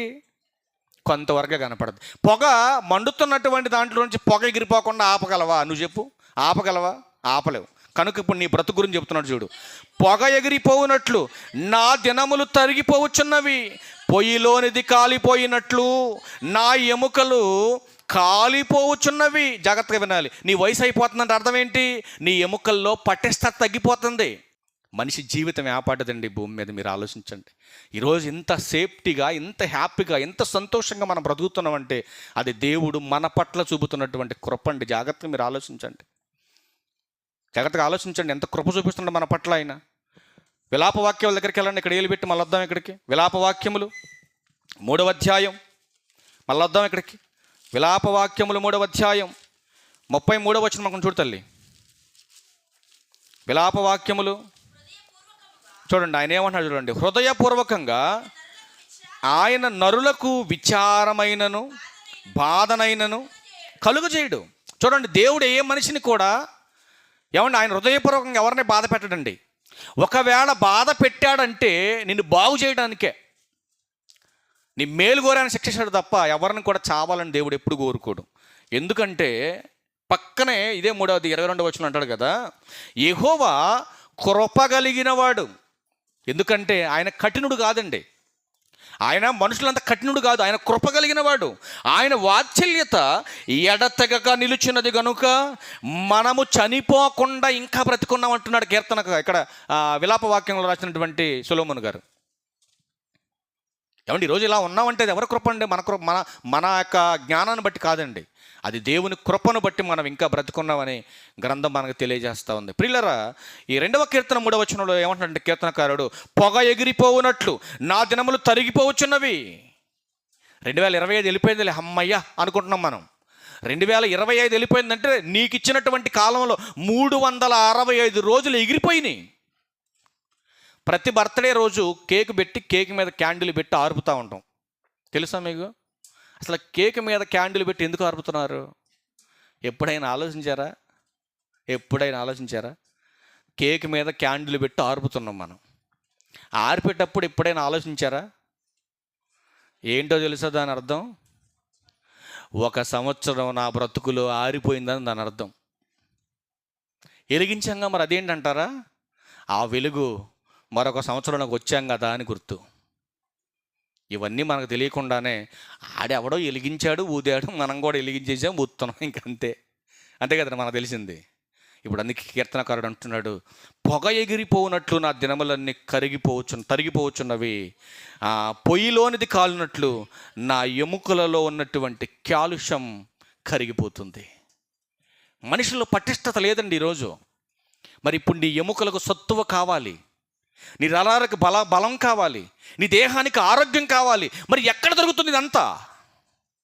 వయసు అయిపోతుందంటే ఎముకల్లో సత్తువ అయిపోతుంది. సత్తువ అయిపోతుంది. మరి ఎలా సత్తువ సంపాదించాలి మనం? ఏమంటే ఏదో మాంసాన్ని తింటేనో, లేదో ఫ్రూట్స్ తింటేనో, ఏ మెడిసిన్ వాడితేనో పటిష్టత రాదండి ప్రియమైన దేవుని వారలారా మన ఎముకలకి. మరి ఎలా వస్తుంది బలం? ఎలా శక్తిని మనం పొందుకోగలుగుతాం? ఎలా మనం ఆరోగ్యవంతులుగా కాగలుగుతాం? అందుకే దేవుడు అంటున్నాడు కదా, నేడనే సమయం ఉండగానే. ఈరోజు మనం బ్రతుకున్నాం కనుక, రేపు మనది కాదు కనుక, మనం నిన్నటి వారమే కనుక, ఈరోజు మనం బ్రతుకున్నాం కనుక నేడను సమయం ఉండగానే నువ్వేం చేయాలో బైబిల్ చెప్తుందో చూద్దాం ఒకసారి. హెబ్రీయులకు రాసిన పత్రిక 3వ అధ్యాయం 15వ వచనం. కన్ఫ్యూజ్ అవ్వకుండా అక్కడ మనకి 15వ వచనంలో క్లారిటీ చదవాలి, చదువుతాను, జాగ్రత్తగా మీరు వినండి. హెబ్రీయులకు రాసిన పత్రిక 3వ అధ్యాయము 15వ వచనంలో, నేడనబడు సమయం ఉండగానే, నేడనబడు సమయం ఉండగానే ప్రతిదినమును ఒకనికొకడు బుద్ధి చెప్పుకొనుడి. యాలయనగా హెబ్రీయులకు రాసిన పత్రిక 3వ అధ్యాయము 13, 15 కలిసి ఉన్నాయి. 13 టాపిక్ మనకు అవసరం లేదు, 15 ఇంపార్టెంట్ కాబట్టి నేడను సమయం ఉండగానే ఖండనం చేశాను నేను. అవునా? నేడనబడు సమయం ఉండగానే ప్రతిదినం అంటే ఈరోజు మనం బ్రతుకున్నాం కనుక ఈరోజు మనం ఏం చేయాలంటే ఒకరికొకరు మనం అందరం కూడా ఏం చేసుకోవాలి? బుద్ధి చెప్పుకోవాలంటాడు. ఏంటి బుద్ధి చెప్పుకోవటం? బుద్ధి చెప్పుకోవటం అంటే అర్థం ఏంటి? ఒరే, రేపటి దినం మంది కాదు, రేపు ఎవడుంటాడో ఎవడపోతాడో మనకు తెలియదు కనుక ఈ క్షణమే మనమందరం కూడా మన ప్రభువుని గురించి మనం తెలుసుకోవాలి, దేవుని జ్ఞానాన్ని మనం నేర్చుకోవాలి అని ఒకరినొకరు పురుకొల్పుకుంటూ, బుద్ధి చెప్పుకుంటూ, తప్పు చేస్తున్న వాడిని హెచ్చరిస్తూ, ఏమంటే ఒకరినొకరు పురుకొల్పుకుంటూ మందిరానికి దూరం అవుతున్నటువంటి వారిని పురుకొల్పుకొని మందిరానికి తీసుకొచ్చేటటువంటి పనిలో మనం అందరం కూడా సంఘంగా ఒకరినొకరు పురుకొల్పుకోవాలని చెబుతున్నాడండి. నేడను సమయం ఉండగానే ఏం చేయాలి? కంటిన్యూషన్ చేయండి అన్నమాట. ప్రతిదినం చూడండి, ప్రతిదినం అంటే ఒక్కరోజు చెప్పుకొని వదిలేయటం కాదు, ప్రతిదినం కూడా హెచ్చరించుకోవాలి ఒకరినొకళ్ళు. ఏలయనగా మొదట నుండి మనకున్న దృఢ విశ్వాసం అంతము మట్టుకు గట్టిగా చేపట్టిన ఎడలనే మనము క్రీస్తులో పాలివారమై ఉంటాం. విన్నారా?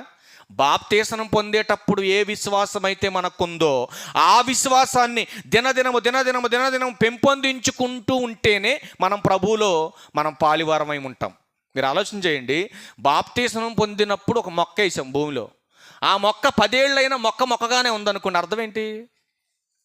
ఏమ్మా, ఇప్పుడు బాప్తీసనం పొందినప్పుడు ఎట్టున్నామో ఇప్పుడు కూడా అట్టనే ఉన్నాం, మన దగ్గర ఏం మార్పు కనపట్ల. ఇప్పుడు ఆ మొక్కను ఉంచాలా పీకాలా? మీరు చెప్పండి. మీకు అర్థం కాలేదు కదా? ఇప్పుడు ఒక మొక్కను తెచ్చావు మార్కెట్ నుంచి, భూమిలో పెట్టావు, చక్కగా ఏం కాస్తుందని? ఏ రేగిపళ్ళో, యాపిల్లో, దానిమ్మో కాస్తుందని తెచ్చి నువ్వు మార్కెట్లోంచి కొనుక్కొచ్చుకున్నావు. అవునా? మార్కెట్లోంచి కొనుక్కొచ్చుకొని పెరట్లో బాతిన 10 ఏళ్ళకు కూడా ఫలాలు లేవు, అసలు దానిలో ఎదుగుదల లేదు మొక్కలో. ఏం చేస్తావు ఆ మొక్కనే? ఎంత బంగారం లాంటి మొక్క అండి ఇది. అసలు చూసారా, నేను తెచ్చి వేసిన రోజు ఎట్టుందో ఇప్పుడు కట్టావు, ఎంత మంచి మొక్క అండి ఇది అంటవా? మరి ఏం చేస్తావు? పీకి కంటికి కనబడిన దూరంలో పారేస్తావు దాన్ని. అవునా కదా? పారేస్తావా లేదా? ఇప్పుడు బాప్తీసనం పొంది 10 ఏళ్ళు అయింది, అస్సలు ఎటువంటి మార్పు లేదు మన బతుకులో. ఇప్పుడు మనల్ని ఏం చేయాలి చెప్పండి? ఏమండి, ఏం చేయాలో నేను చెప్పకూడదు కదా, మరి నేను చెప్తే బాగోదు కదా. యేసుక్రీస్తు ప్రభువు చెప్తున్నాడు, ఏనంటే ఒకసారి ఆ మాట ఏంటో. మత్తయి సువార్త 3వ అధ్యాయం ఏం చేయాలో ఒకసారి ఆయన చెబుతున్నాడు చూడండి. మత్తయి సువార్త 3వ అధ్యాయం 10వ వచనం. మనకు తెలియదు కదా మరి సత్యాలు, మనం తెలుసుకోవాలి. ఇప్పుడు మనకు తెలియదు, మనం అనుకుంటాం అబ్బో అసలు 25లో మారకపోయినా ఈ 26లోకి వచ్చాక 17 రోజులు గడిచిపోయింది, అయినా కూడా నన్ను దేవుడు ఏం చేయలేదు కదా, నన్ను ఎవడ ఏం చేయలేదు నువ్వు అనుకుంటావు. కానీ పక్కనే తిరుగుతూ ఉంటుంది నీ పక్కన, అది నీకు తెలియదు. చెప్తున్నాడు ఇప్పుడు చూడు జాగ్రత్తగా. ఇప్పుడే గొడ్డలి చెట్ల వేరన ఉంచబడి ఉన్నది కనుక మంచి ఫలములు ఫలింపని ప్రతి చెట్టు ఏదో ఒక రోజు ఖచ్చితంగా నరక్క తప్పదు. అవునా కదా? ఇది అందరికీ తెలుసు బాగా. ఇప్పుడు మనకు ఆపాదించుకోండి, ఈ మాట మనకు ఆపాదించుకోండి. మారు మనసుకు తగిన ఫలములు మనం ఫలించకపోతే ఏంటా మారు మనసుకు తగిన ఫలాలు ఫలించాలి మనం? నా కొడుకు సంవత్సరం నుంచి చెప్పిండి ఇంకొక ఫలం ఉందంటాడు దగ్గర, అది అవ్వాలి. ఇంకా ఏంటా ఫలం? మారు మనసు తగిన ఫలం ప్రేమ, సంతోషం, సమాధానం, సాత్వికం, ఆశానిగ్రహం, దీర్ఘశాంతం, దయాళత్వం, మంచితనం. ఇవన్నీ ఏంటి? మారు మనసుకు తగినటువంటి ఫలాలు. ఈ మారు మనసుకు తగినటువంటి ఫలాలు కనుక నువ్వు ఫలించుకోకుండా 21లో కొన్ని ఫలాలు చెప్పాడు. గలతీ పత్రిక 5:21లో శరీర కార్యములు స్పష్టమై ఉన్నవి. 19 నుంచి 20 వరకు అయ్యే ఉంటుంది. ఏంటవి? జారత్వము, అపవిత్రత, కాముకత్వము. ఏమండి, ఈ దరిద్రం అంతా నీలో ఉందనుకో, ఇప్పుడు నువ్వు ఏ ఫలానికి సంబంధించిన దానివి? దేవుని లెక్కలో ఏ ఫలాలు ఫలించేదాన్ని కాదు నువ్వు. ఇప్పుడు దాన్ని ఏం చేయబోతున్నాడు ఈయన? గొడ్డల మొదటను పెట్టాడు, నరికేసి తీసేయబోతున్నాడు. తీసేసి ఏం చేయబోతున్నాడు? యోహాను సువార్త 15వ అధ్యాయం, అక్కడికి రండి. తీసేసి ఏం చేయబోతున్నాడు చూద్దాం. బయట బారేస్తే ఎట్టకట్ట బతికిపోతాను అనుకుంటున్నావు నువ్వు. తీసేసి బయట బారేసినా బతికిపోతానని నువ్వు అనుకుంటున్నావు. ఏం చేస్తున్నాడు చూడండి ఈయన. 15వ అధ్యాయం మొదటి 2 వచనాలు చూడండి. నాలో ఫలింపని ప్రతి తీగను ఆయన తీసి పారవేయను, ఫలించి ప్రతి తీగ మరి ఎక్కువగా ఫలింపవలెనని దానిలోని పనికిరాని తీగలను తీసివేయను. తీసివేసి ఏం చేస్తున్నాడు ఆయన? నేను మీతో చెప్పిన మాటను బట్టి డైరెక్ట్ ఆలోచన దగ్గరికి వెళ్ళు. ఎవడైనను నా యందు నిలిచి ఉండని ఎడల వాడు తీగవలె బయట పారవేయబడి ఎండిపోవును. మనుషులు అట్టి వాటిని పోగు చేసి అగ్నిలో పారవేస్తారు. జాగ్రత్తగా మీరు వినాలి. మారు మనసుకు తగిన ఫలాలు గనక నువ్వు ఫలించకపోతే, దేవుడు కోరుతున్న ఫలాలు గనక నీ దగ్గర లేకపోతే ఖచ్చితంగా నిన్ను కత్తిరించి బయట పారేస్తాడు. పారేసిన తర్వాత నిన్ను పోగు చేసేసి, అందరినీ పోగు చేసి, అంటే యుగ సమాప్తిలో జరగబోతున్నటువంటి సందర్భాన్ని చెప్తున్నాడు యేసుక్రీస్తు ప్రభువారు. ఎప్పుడైతే నిన్ను కత్తిరిస్తాడంటే ముందు నీ దేహంలోంచి ఆత్మను తీస్తాడు బయటికి, చచ్చిపోతావు, తీసుకెళ్ళి మట్టిలో పెడతావు. యుగ సమాప్తిలో దేవదూతలు వస్తారు, అందరినీ పోగు చేస్తారు. పోగు చేయబడినటువంటి వాళ్ళందరిలో ఎంతమంది అయితే నీతిమంతులు ఉన్నారో, ఎంతమంది అయితే మారు మనసు తగిన ఫలాలు ఫలించారో, ఆ ఫలించిన వాళ్ళందరినీ పరలోకానికి పంపిస్తాడు. ఫలాలు లేనటువంటి దౌర్భాగ్యులు ఎందరైతే ఉన్నారో వాళ్ళందరినీ ఆరనగ్గిలోకి పడేస్తాడు తీసుకెళ్ళి. ఇంతవరకు క్లారిటీగా ఉందా? ఇంకేం చెప్పమంటారు? 4 మాటలు ఇప్పుడు చెప్పండి. నేడను సమయం ఉండగానే నువ్వేం చేయాలి? విశ్వాసిగా నీ విశ్వాసాన్ని నువ్వు కాపాడుకుంటూ, నీ చుట్టూ ఉన్న వారిని కూడా పురుకొలుపుతూ, వాళ్ళకి బుద్ధి చెప్పుతూ, హెచ్చరిస్తూ, సమయం లేదురా నాయన, ఎక్కడైనా మారండిరా, చచ్చిపోతారు మీరని చెప్పేసి ఒకళ్ళని పురుకొలపాలి మనం. కానీ మనం ఏం చేస్తాం తెలుసా? ఏమో ఈడికి చెప్తే ఈడేం మండిపడతారు నా మీద, నువ్వు చెప్పు. ఎవడికి చెప్తావా? ఎవరికైనా చెప్తే ఏమంటారు? ముందు నువ్వు మారిసావు అంటాడు మనల్ని. అంతేనా? ఫస్ట్ మనం వెళ్ళి ఎవరికైనా చెప్పినాం అనుకుని ఏమంటారు? అరే మనోజ్ ఎక్కడైనా మారరా, రేపు ఉంటామో లేదో మనకు తెలియదు అన్నాం అనుకో, ఆడేమంటాడు? అయ్యా విక్టర్ పాల్ గారు నీకు వందనాలు, నువ్వు మారుసావు అంటాడు నన్ను. అదే కదండి, అంతే కదా. ఇప్పుడు మనం వెళ్ళి ఒక మనిషికి చెప్పలేకపోతున్నాం అంటే అర్థం ఏంటి? మన వెనకాల బ్లాక్ బోర్డు ఉందండి, అందుకే మనం చెప్పలేకపోతున్నాం. అంతేనా? మన బ్లాక్ బోర్డేనా? కాదండి, మనదంతా వైట్ బోర్డేనా అనుకుంటున్నా మనం. అంతే పిచ్చి మా లోకం మనంతా. మేము పరిశుద్ధులమని మీరు అనుకుంటున్నారు, కానీ మరి దేవుడు ఏమనుకుంటుండో? ఎక్కడైనా మారరా నాయన దేవుడు అంటున్నాడు. ఇంకొక మాట చూడండి, ముగించేద్దాం. ఒక మాట. ఒక ఆయన అంటున్నాడు అసలు రేపేం జరుగుద్దో తెలియదని ఒక పెద్ద మనిషి చెబుతుంటే, ఈ పెద్ద మనిషి అంటున్నాడు, ఈ సంవత్సరం అంతా నేను తింటానికి గోడ పెట్టుకున్నా, ఇక తిను తాగు సంతోషపడు అంటున్నాడు ఒక ఆయన. మరి ఈయన జ్ఞాన అజ్ఞానం ఒకసారి చూడాలి మనం బైబిల్లో. దీన్ని ఎక్కడ ఉంటాడు ఆయన? ఏ పత్రికలో ఉంటాడు ఆయన? ఏ సువార్తలో ఉంటాడు ఆయన? ఏ సువార్తలో ఉంటాడు? నా ప్రాణంతో ప్రాణమా, అనేక సంవత్సరాలకు సరిపడినటువంటి సంపదను కూడబెట్టాను నీ కోసం. ఎవరితో చెబుతున్నాడండి ఈ మాట? ప్రాణంతో చెప్పుకుంటున్నాడండి. ప్రాణంతో చెప్పుకుంటుంటే దేవుడు విన్నాడు. విని డైరెక్ట్గా యాక్షన్లోకి దిగాడు. దేవుడు కూడా దిగి అంటున్నాడు, ఒరే నాన్న, ఇంత సంపాదించుకున్నావు కదా, వెరీ గుడ్, మంచోడివి, అంతా కూర్చుకున్నావు జాగ్రత్తగా. అంతా కూర్చుకున్నాను. ఓకే, ఈ సంవత్సరం మొత్తం తిని ఎంజాయ్ చేద్దాం అనుకుంటున్నా. అయితే ఒక మాట అడుగుతాను రా, మరి ఇంత ఇచ్చాను కదా మరి నీకు, మరి ఒక మాట అడుగుతాను రా, మరి నాకు కూడా ఏదన్నా ఇవ్వరా అని అడిగాడు దేవుడు. అడిగితే ఈ సంపద వచ్చిన ఆనందంలో ఈ మనిషి అర్థం చేసుకోకుండా ఏమన్నాడంటే, అడుగు దేవుడా ఇస్తానన్నాడు. మరి దేవుడు నీకులాగా అమాయకుడు కాదు కదా. నీకు ఏదన్నా ఒక వరం అడగరా బాబు అంటే నువ్వేం అడుగుతావు? 100 బస్తాలు వడ్లు లేకపోతే 100 కాసులు బంగారం అడుగుతావు. మరి దేవుడు అవన్నీ అడగడు. దేవుడికి అవన్నీ ఎందుకు? దేవుడికి నీ దగ్గర కావాల్సింది ఒకటి ఏంటో తెలుసా? నీ ప్రాణం. ఎందుకంటే అది పెట్టింది ఆయనే నీకు, కాబట్టి తిరిగి ఆయన తీసుకుంటాడు దాన్ని. ఈ దేహం మొన్నైనది కాబట్టి ఇది అవసరం లేదు ఆయనకి. కానీ ఇందులో ఆత్మను చూసావు, ఆ ఆత్మనంతకాలం దేవునికి ఇష్టంగా మనం బ్రతకటమే, ఈ దేహాన్ని దేవుని కోసం సమర్పించడమే మనం చేయవలసినటువంటి పని. కనుక ప్రియమైన దేవుని వర్లారా, లూకాసు వార్త 12వ అధ్యాయం తిండి ఒకసారి. లూకాసు వార్త 12వ అధ్యాయం 19 నుంచి చూద్దాం. 19 నుంచి.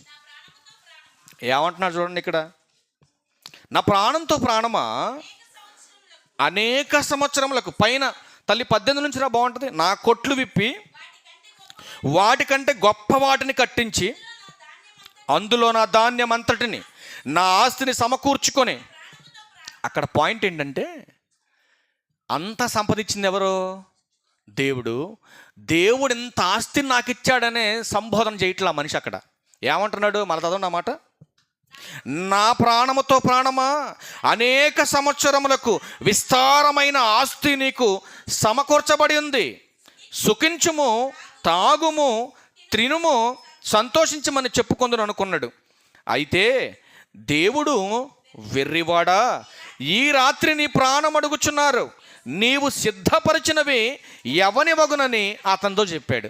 ఇప్పుడు ఇంత సమకూర్చావు, నువ్వు ఇంత సమకూర్చావు, తినో తినకో, ఏమన్నా గంట రెస్ట్ లేకుండా, మందిరానికి కూడా రాకుండా, నువ్వు ఇష్టానుసారంగా తిరిగి తిరిగి తిరిగి కష్టపడి ఏమంటే సంపాదించేసి కూడబెట్టుకుని దాని ముందు కూర్చొని అనుకుంటున్నావు, అమ్మ సంవత్సరాల తరబడి తరగని డబ్బు సంపాదించేసాను, ధనాన్ని సంపాదించేసుకున్నాను, అమ్మాయి హ్యాపీ అని రిలాక్స్ అవుతున్నావు ఇప్పుడు నువ్వు. కానీ అదే టైంలో దేవుడు ఎంటర్ అయిపోయి ఏమంటున్నాడు అంటే, ఒరే నాన్న, మరి నీ ప్రాణం నాకు ఇచ్చేసాను అంటున్నాడు దేవుడు. ఆలోచించండి. ఏమంటే సమకూర్చుని ఎవరైతే ఎప్పుడు మరి చెప్పండి, ఎవరైతే చెప్పండి మీరు? ఇంత సమకూరుస్తున్నాం మనం. దేవుడంటే లెక్క లేకుండా, దేవుడంటే భయం లేకుండా, దేవుని మందిరానికి రాకుండా ఇవన్నీ సమకూరుస్తున్నాం. మరి సమకూర్చినవన్నీ అనుభవించాలంటే మరి ఇందులో ఆత్మ ఉండాలి కదండి. మీరు ఆలోచించండి, ఉండాలా వద్దా? ఇన్ని సమకూర్చుకున్నవంతా మనం అనుభవించాలంటే మరి ఇందులో ఆత్మ ఉండాలిగా.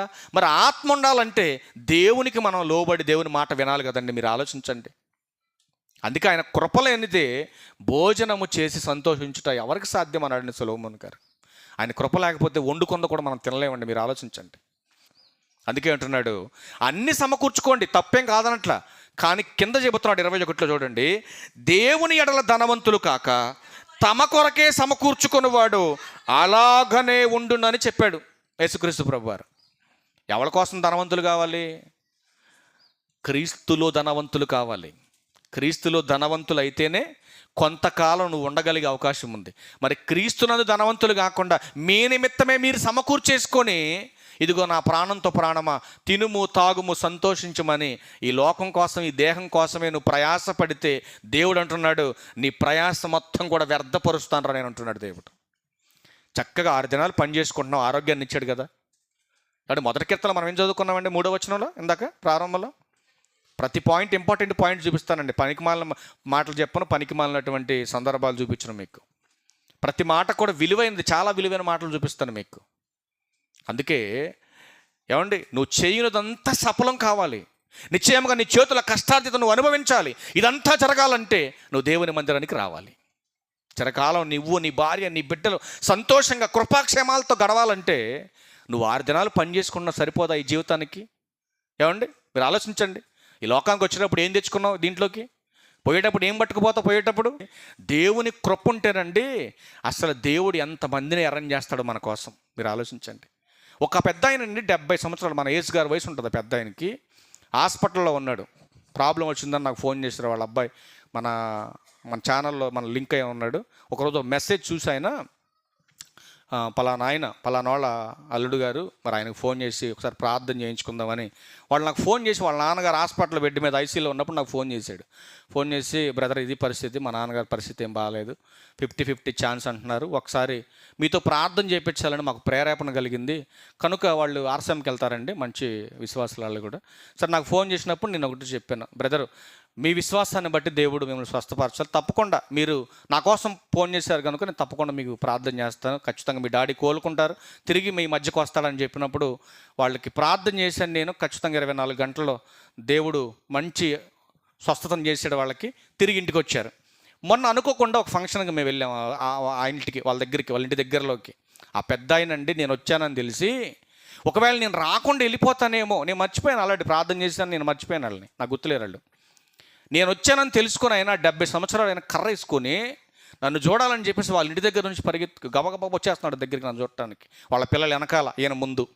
ఈలో గబక్కున ఒక పిల్లోడు పరిగెత్తుకొని వచ్చి, మా ఆయన్ని చూడటానికి మా తాత వచ్చేస్తున్నాడని చెప్తే బర్రన్న, అయ్యో ఇంత పెద్ద ఆయన నన్ను చూడటానికి ఇంత చిన్నోడిని నా దగ్గర పరిగెత్తుకొస్తున్నాడని చెప్పేసి నేను కూర్చున్నాడు అలా మాట్లాడుతూ అలా వదిలిపెట్టేసి ఆ పెద్ద ఆయన దగ్గరికి పరిగెత్తుకుని వెళ్ళాను. నేను వెళ్తే ఆయన నా చేయబట్టుకున్న నోటేసుకుని అంటున్నాడు, అయ్యా నీ ప్రార్థన వల్లనే ఈరోజు నేను ఇంతమందిలో ఇంత సంతోషంగా ఉండగలిగాను అన్నాడు. నేను ఒకటే చెప్పి, పెద్ద అయినా నా ప్రార్థన వల్ల కాదు, దేవుని కృప వలన. నిజంగా ఎంత సంతోషపడ్డారు ఫ్యామిలీ అంతా. నేను వాళ్ళ ఇంటికి వెళ్తే ఒక అరగంట కూర్చున్నా, కాసేపు కూర్చోమన్నారులే కానీ మళ్ళీ వేరే చోట ప్రార్థన ఉంది వెళ్ళాలని చెప్పేసి హడావుడిగా బయలుదేరి వచ్చాను. నేను నిజంగా విశ్వాసం అండి, మన విశ్వాసం. నేను చేశానని కాదు కానీ మన విశ్వాసాన్ని బట్టి దేవుడు గొప్ప గొప్ప కార్యాలు చేస్తాడండి. ఇక్కడ మీకు చెప్పే విషయం ఏంటంటే, దేవుడు 6 దినాల సమయాన్ని మనకి ఇస్తున్నాడు. మీరు ఆలోచించండి, 6 దినాల సమయాన్ని మనకిచ్చినప్పుడు 7వ దినమైనటువంటి విశ్రాంతి దినాన్న కూడుకోమన్నాడు సంఘముగా వాళ్ళందరిని, ఇశ్రాయేలీయుల్ని. కానీ వాళ్ళు ఏం చేశారంటే నిర్లక్ష్యం చేశారు. దేవుని ఉగ్రత వాళ్ళ మీదకి వచ్చింది, వాళ్ళందరిని దేవుడు చంపేశాడు. ఆ తర్వాత వాళ్ళలోంచి పుట్టుకొచ్చినటువంటి 4వ తరమే కానానికి వెళ్ళింది. కానీ ఈ రోజు ఉన్నటువంటి సంఘానికి చెబుతున్నాడు, మొదటి దినమున మీరు పరిశుద్ధ సంఘంగా కూడుకోండి, మొదటి దినమున కూడుకోండి. 6 దినాలు కష్టం మీరు వినియోగించుకుంటారు, మీకు ఆరోగ్యం వస్తుంది, ఆశీర్వాదం వస్తుంది, ఆయుష్ వస్తుంది, మీరు అనుకున్నవి జరుగుతాయని బైబిల్ చెప్పింది. కానీ ఈరోజు కష్టపడి వేలకు వేల రూపాయలు కూడబెడుతున్నాం, అన్ని హాస్పిటల్కి పోతున్నాయి, అక్కడక్కడ ఖర్చులకు పోతున్నాయి. ఎందుకు పోతున్నాయి అవన్నీ? ఎందుకు పోతున్నాయి? దేవుని కృప లేకపోవటం. ఒక మాట చూసి మనం ముగించే ప్రయత్నం చేద్దాం. ఎందుకంటే రేపేం జరుగుద్దో మనకు తెలియదు కనుక, మనం బ్రతుకున్నాం కనుక, బ్రతుకున్నటువంటి మనం దేవుని పని ఇప్పటి వరకు మనం ఎన్నో పనులు చేసుకున్నాం, మన కోసం చేసుకోవద్దని దేవుడు ఎక్కడా చెప్పలేదండి. ఇప్పుడు 6 దినాలు మనం పని చేసుకున్నాం, మరి 7వ దినం దేవుని పని చేయాలి కదా. దేవుని పని ఏదైనా సరే, నీకేం పని వచ్చు? నాకు ఓడవటం వచ్చు, ఊడు మంచిదే. నాకు తొడవటం వచ్చు, తుడు మంచిదే. నాకు ఉతకటమే వచ్చు, మందిరంలో ఏదో ఒకటి తీసుకెళ్ళి ఉతుకు మంచిదే. ఇంకొక పిల్ల ఉంది, నేను ద్రాక్షరసం గ్లాసులు కడుగుతానండి, అది పని, దేవుని పని, చెయ్యి, ఆ పని చెయ్యి. నాకు వాక్యం చెప్పటమే వచ్చు, ఆ వాక్యమే చెప్పు. నాకు పాటలు పాడటం వచ్చు, ఆ పాటలే పాడు. నాకేమీ రాదండి, లాస్ట్ కూర్చొని చైర్లు తీసుకెళ్ళి మడిచి అక్కడ పెడతానండి, అదే మర్చు. ఇక్కడ వాక్యం చెప్పిన వాడికంటే కూడా దేవుని మందిరంలో ఇది నా పని అని ఎవడ చెప్పకుండా పూనుకొని చేసేవాడు గొప్పోడండి. మీరు ఆలోచించండి. అందుకే ఉంటున్నాడు కదా ప్రసంగి గ్రంథం 9వ అధ్యాయం 10వ వచనంలో, ప్రసంగి గ్రంథం 9వ అధ్యాయం 10వ వచనంలో ప్రాముఖ్యమైన సంగతి ఉంది, ముగించేద్దాం ఇక. ప్రసంగి గ్రంథం 9వ అధ్యాయం 10వ వచనంలో చూడండి, ఇక్కడ సొలొమోను గారు ఏమంటున్నాడు చూడండి, ఏమంటున్నాడు? చేయుటకు నీ చేతికి వచ్చిన ఏ పనైనా దేవుని పనిలో ఏ పనైనా నీ శక్తి లోపం లేకుండా నువ్వు పని చేయాలి. నీ శక్తి లోపం లేకుండా నువ్వు చేయాలి. చూడండి ఏమంటాడు, నువ్వు పోయే పాతాళం అంటే చచ్చిపోయిన తర్వాత నువ్వు పోయే పాతాళం అందు, అక్కడ పని లేదు, ఉపాయం లేదు, తెలివి లేదు, జ్ఞానం లేదు, అసలు ఏదున్నా అక్కడ ఉపయోగపడదు. చచ్చిపోయిన తర్వాత ఇంకేం ఉపయోగపడుతుందండి? నువ్వు ఎంటెక్ చేస్తే ఏంటి, బీటెక్ చేస్తే ఏంటి, నువ్వు డాక్టర్ అయితే ఏంటి, యాక్టర్ అయితే ఏంటి, మంత్రి అయితే ఏంటి, ప్రధానమంత్రి అయితే ఏంటి, నువ్వు ఎవరైనా సరే చచ్చిపోయిన తర్వాత నిన్ను తీసుకెళ్ళి అక్కడ పెడతారు. నువ్వు మనిషివే కదా, తీసుకెళ్ళి ఎక్కడ పెడతారు? పాతాళంలో పెడతాడు. అక్కడికి వెళ్ళిన తర్వాత నేను ఎంటెక్ అండి, నేను ఇంజనీర్ అండి అన్నావు అనుకో, కూర్చోవా అంటారు. మీ అందరికంటే పెద్ద ముదురు ఉంటాడు అక్కడ. ఎవరైనా లోకాలన్నిటినీ తన మాయాజాలంతో ముంచినటువంటి ఒక మహనీయుడు ఉంటాడు అక్కడ పాతాళంలో. ఎవరో తెలుసా మీకు? ఆయన వాడు ఆది నుండి నరహంతకుడు, అందరినీ వశపరుచుకున్నటువంటి మాయలోడు వాడి మాయ నుంచి మనం తప్పించబడాలంటే దేవుని జ్ఞానాన్ని మనం నేర్చుకోవాలి. ఇప్పుడు చెప్పండి, మనం నిన్నటి వారమా రేపటి వారమా? ఎప్పటి వారం మనం? ఎప్పుడు స్మైలీ మనది? ఎప్పటి వారం మనం? నిన్నటి వారమేనా? వెరీ గుడ్, మంచిది. మనం నిన్నటి వారమే కనుక రేపటి వారం మనం కాదు. ఎందుకంటే రేపు ఏం జరుగుద్దో మనకు తెలియదు కనుక ప్రభు చిత్తం అయితే మనం బ్రతుకుండి మన విశ్వాసాన్ని మనం కాపాడుకొని దేవుని మాటను మనం అనుసరిస్తేనే మనం బ్రతకగలుగుతామని బైబిల్ చక్కటి క్లారిటీ ఇచ్చింది కనుక దేవుని మాటను అనుసరించి మనం అందరం కూడా ఆ దేవుని కృప చొప్పున, ఆయన జ్ఞానం చొప్పున మనం దినదినం మన యొక్క జీవితాలన్నింటిని కూడా మనం ముందుకు నడిపించేవారుగా ఉండాలని ప్రభు పేరట మీకు మనవి చేస్తూ ఈ నా మాటలు ముగిస్తాను. అందరికీ వందనాలు.